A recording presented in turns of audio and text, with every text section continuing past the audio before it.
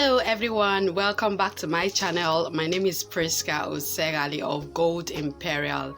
Thank you so much for all your support all this while, and thank you so much for all your views, all your likes, all your shares. Before we go ahead, if you're new to my channel, please don't forget to subscribe so you can get notification of new videos when we drop them.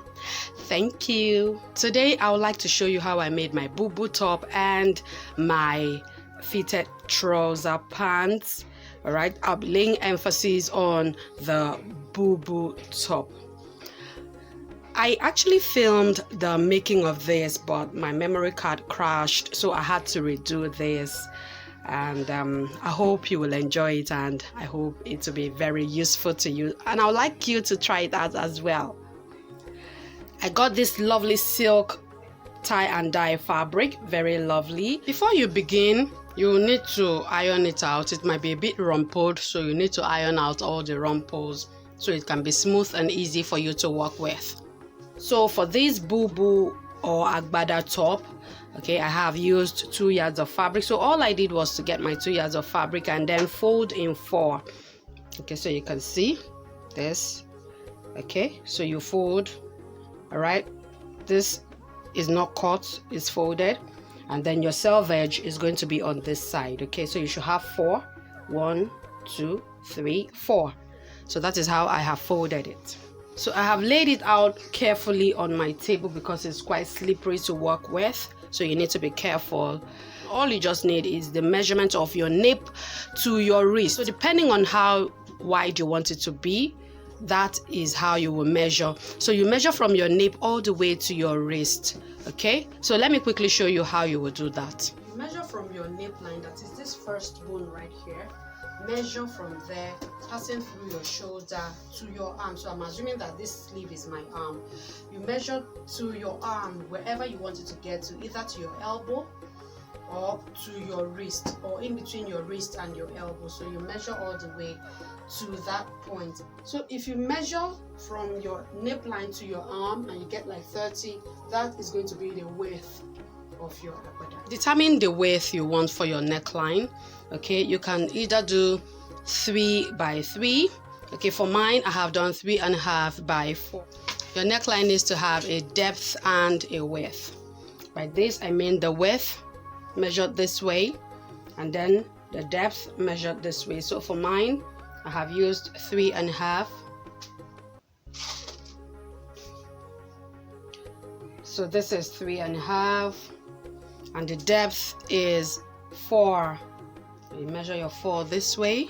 Okay, so you can draw out a box. Before you draw out your box, ensure that you have the same thing. So you measure your 4 inches depth right here as well, and then the width of 3.5 inches like I have used if you're using the same, and then you connect in a box.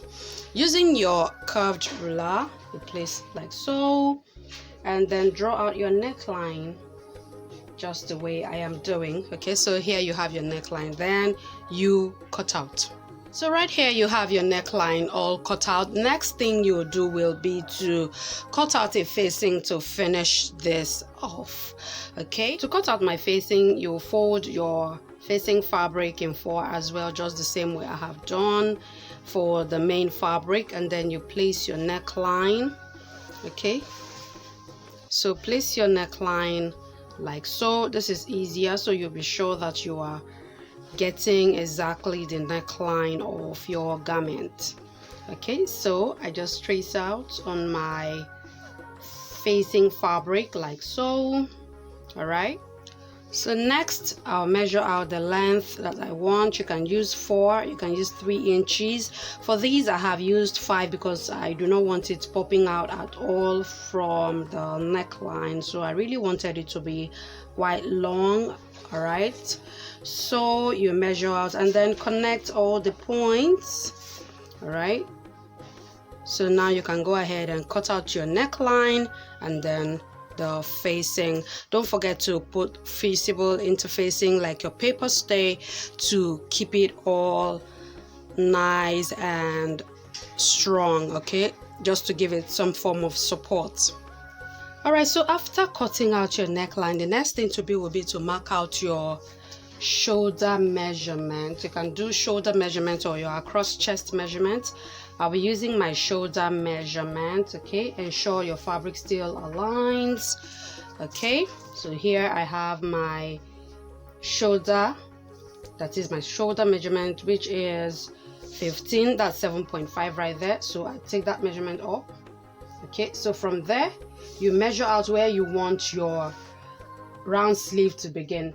Okay, you can do 10, you can do 12. Let me do 10. Okay, so you mark that out.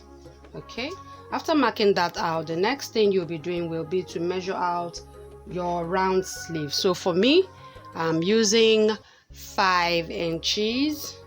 Okay, I'm using 5 inches. So here I have my 5 inches. Okay, so here I have my 5 inches, so I'll mark that out. So midway, come down by 0.5 and then mark. Okay, just connect from this point to your 5-inch mark. Okay, so you'll be cutting this out to give you your round sleeve. Next, you take that to your machine and finish off with a bias tip. Okay, so here is mine finished up with a bias tip. So you just sew on the right side, flip it in, and then sew on the wrong side as well. So I've done so for both of my round sleeve. I've also attached my facing and given it a good press. So here it is. Okay, so here is my facing. You can see I added my fusible interfacing and overlocked it to give it a neat finishing. When you are sewing this, because there is no seam at the shoulder line, you place like so. Okay, place it like so, and then you start sewing. Place your fabric on the right side, place your facing on it, and then stitch around and then flip it in. You have to clip so it can flip in easily, and then flip it in and give it a good press. So to have your mulet hemline, okay, I want this hem to have like a high-low effect. So what I'm going to do is I'm going to be going up at the center front. Okay, I'm going to measure 2 inches. Let me move it this way so you can see what I'm doing. Okay, so I'm going to be going up at the hem.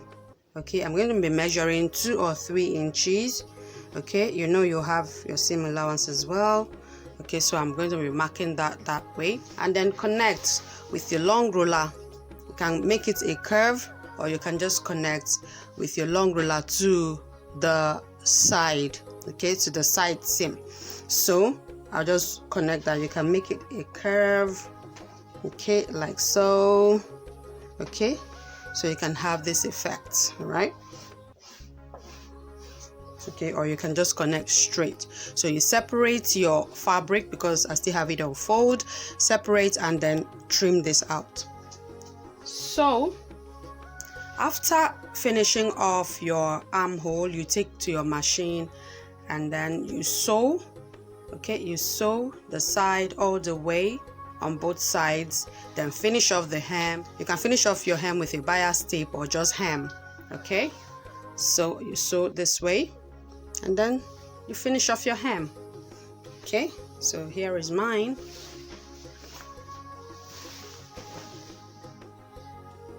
All sewn and overlocked. Okay, to give a neat finishing. So you sew this way and then you overlock.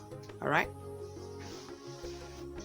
when you're done, give everything a good press and your Agbada top is all ready to be rocked.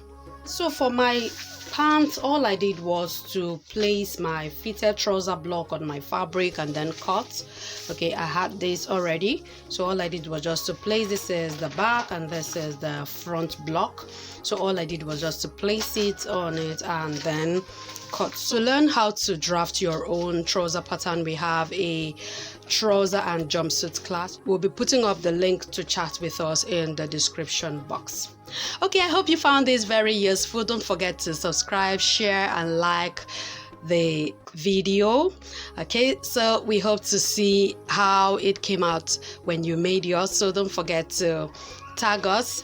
Okay, we are on Instagram as JGoldImperial. We are on Facebook as well. We have a community on Facebook that is Gold Imperial Academy and Gold Stitches Sew Support. We'll be glad to have you join our community, and we'll be looking forward to your tag on Instagram. Thank you so very much for watching today. I'm Priska Osegali. Till I come your way again, bye for now.